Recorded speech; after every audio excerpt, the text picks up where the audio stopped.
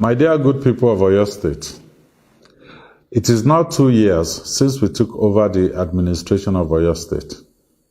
During this time, we have maintained our focus on people-centered policies that will move the people of Oyo State from poverty to prosperity. As I promised during my inaugural address, our policies and projects will be geared towards good governance. We promise to do more than confront poverty. Our pledge was to usher in an era of progress and prosperity. It is once more time for us to give an account of our stewardship. A time to look at how well we have performed in the last year and make projections towards the coming year. I can report to you that we have been doing what we promised we will do. We have been making doing business in Oyo State easier for our local and foreign investors. As a result, we have been able to reverse the former trend of companies shutting down and moving out of Oyo State. We now have more businesses making Oyo State the destination of choice for setting up their operations. We have cut the running cost of government by 50% and also reduced government overhead cost by 12.3%. This saving in overhead cost has been plowed back into capital projects, which will yield significant economic benefits in the future. Our tax system has become more efficient. We kept true to our promise of not increasing taxes. Instead, we simplified the tax payment system and broadened the tax base to capture the informal sector. I'm happy to report that the one-stop shop concept put in place by administration has been able to ease the stress of doing business and eradicate double taxation. We also cut down on our external debt by $24 million. We have been deliberate about borrowing and ensuring that we do not accumulate any debt without concrete repayment plans. Despite this, we invested massively in infrastructure. We have delivered on the 65-kilometer Moniya-Ijaye-Isheyin Road, reducing travel time between the capital and Okeogun, the food basket of Oyo State, by more than 50%. We have completed the junction improvement at Orita Challenge. We have started several road projects which will lead to more economic prosperity for the people of Oyo State. The 21-kilometer airport Ajia New-Ife Express Road with a spur to Amoloko is at 58% completion. We have concessioned the moribund Agbowo Shopping Complex, and it is now being remodeled and converted into premium commercial real estate and a 4-star hotel.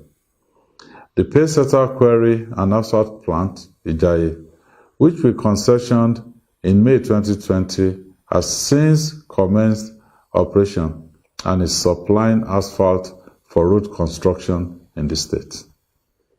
Indeed, for the past 2 years, we have continued to work with our roadmap to accelerated development in Oyo State, 2019 to 2023.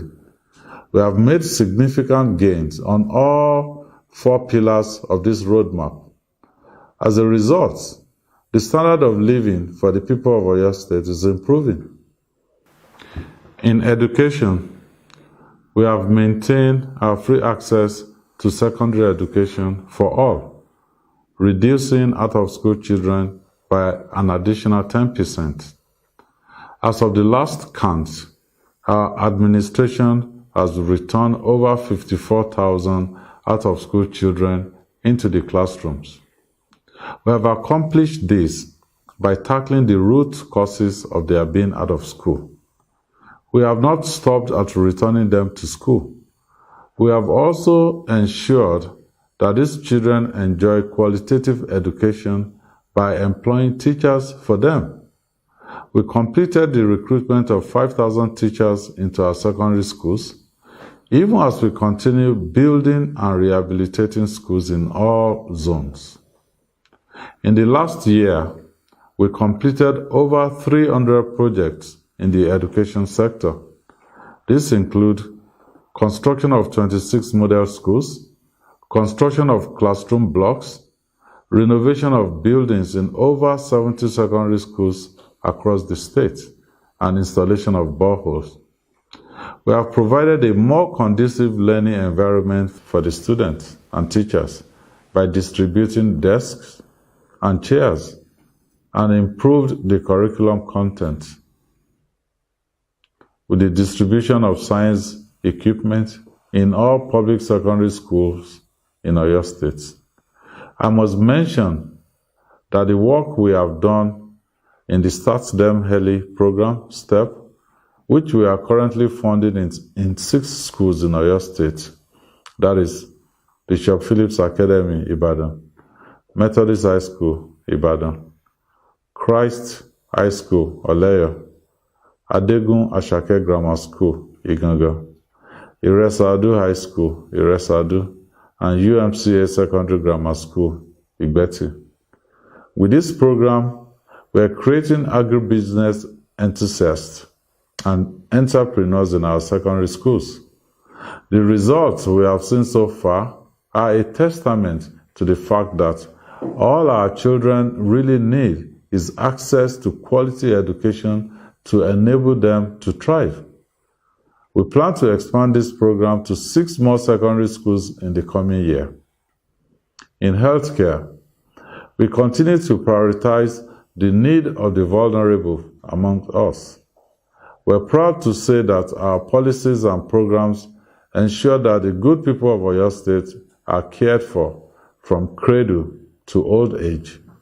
We have sponsored an executive bill that protects our senior citizens in Oyo State, and have followed this up with establishing the Geriatric Center at the former Jericho Specialist Hospital building at Jericho, Ibadan. We're improving on and equipping our secondary healthcare facilities. Adeoyo Maternity Hospital is gradually returning to its former glory with the procurement of state-of-the-art equipment, including high-dependency units, X-ray machines, and CT scan equipment. We have completed the high-dependency wing of the Lautech Teaching Hospital. It is now fully equipped and functional. We are keeping our promise of ensuring that each of our 351 wards in Oyo State has a functioning primary healthcare center before the end of our subsisting mandate. So far, we have awarded the contract for the upgrade and rehabilitation of 299 primary healthcare centers in the state, and work is ongoing. We will work with the newly elected local government officials to ensure that this promise is kept. Let me also mention the Free Health Mission. In the last year, we met the medical and surgical needs of about 250,000 residents of Oyo State through this mission. We are resolved to now make it a quarterly activity across all the zones in Oyo State. In the security sector, we met the growing challenges by continuing to collaborate with the federal security agencies and making adequate provisions for them in terms of providing support infrastructure. In the last year, we provided operational vehicles, walkie-talkies, steel helmets, bulletproof jackets, combat boots, and other security equipment. A major win for our people in the security sector is operationalizing the Western Security Network, codenamed Amotekun in Oyo State. We recruited 1,500 members of the Corps and are continually training them to ensure that their operations follow international standards and best practices. We also put in place policies that made you, the good people of Oyo State, see yourselves as major stakeholders in the security of our state. We launched the State Security Task Force and involved non-state actors in our intelligence gathering process. As we always say, if you see something, say something, and then the authorities will surely do something. We have taken steps to secure the entry points into Oyo State. We have recently set up a joint security post at Mamu village, the border community between Ibadan and Ijebu-Ode. This post is connected to our expanded security control room and City Watch facilities at the Oyo State Security Trust Fund headquarters, Onireke, Jericho, Ibadan. We have also identified schools in vulnerable areas and connected them to this security architecture. This is part of our crime prevention protocol.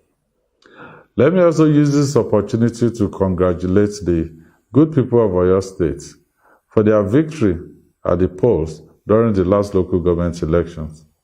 We promised you democracy, and we have delivered democracy at the grassroots. It is now time to hold those newly elected leaders accountable. Indeed, all our actions in the past year tie back to the overarching objective of our administration: to deliver prosperity to the people of Oyo State. We're proud to say that all available data support the fact that the quality of life of the people in Oyo State, in general, is better today than it was 2 years ago. Our civil servants are being paid promptly on the 25th of every month. Our farmers are being cared for through the provision of inputs and fertilizers.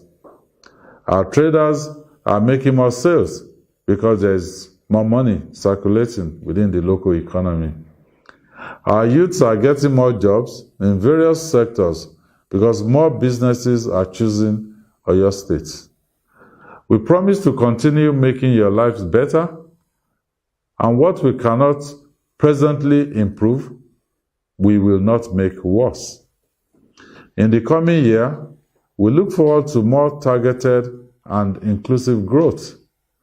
Several projects that we started in the last year will be completed in the next year. For example, the 4 bus terminals at Iwo Road, New Ife Road, Ojo, and Challenge. The agribusiness industrial hubs at Fashola, Akufo, and Erua will be prioritized. We will construct the Oyo Isheyin Road, the Shaki Ogboro Igboho Road, and the Isaba Ogudoyin Road in Ibarakwa. We aim to complete over 200 kilometers of roads under the Rural Access and Agricultural Marketing Project, RAMP. Our critics have said that we are taking on too much at a time. We respond that we will do whatever it takes to engineer a modern Oyo State. This is our pledge. This is our mandate. As the COVID-19 pandemic eases out and more countries reopen their borders, we are ready to attract even more local and foreign investment into our dear state. While we continue to consolidate and drive investment into the agribusiness space, we will be paying more attention to tourism. We will be working hard to convert some of our over 160 tourism sites to tourism centers. I'm therefore using this opportunity to extend an invitation to investors in this sector. Oyo State remains open for business. So bring your business to us. Good people of Oyo State, in the past year, we were tried, we were tested.